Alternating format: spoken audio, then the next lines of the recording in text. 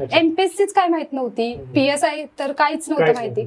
मग आम्ही नुकतं जिओ वगैरे आलेलं 2017ला आम्ही हे सर्च केले पप्पांनी मी PSI कसं बनायचं. आम्ही हे गुगल युट्यूबला सर्च केलं आणि तेव्हा खरंच सांगते जिओ ते नेट आलेलं म्हणून आम्हाला समजलंच नसतं. मी आता एवढ्या वेळात नसतेच इथपर्यंत. मग ते आलं, आम्ही सर्च केलं, मग ते सिलेबस वगैरे आला की असा सिलेबस आहे. मग कळलं की MPSC एक्झाम घेते. तेव्हा कळलं मला, बाकीच्या पोस्ट पण माहित नव्हत्या, फक्त PSI. MPSC माहित नव्हती, फक्त PSI माहित होतं. मग आम्ही काढलं. त्याच्यानंतर माझं असं होतं की सर पप्पांचा पूर्ण वर्दीला सपोर्ट होता. माझ्या मी वयाच्या 22व्या वर्षी 6 मेन्सला क्वालिफाय होते.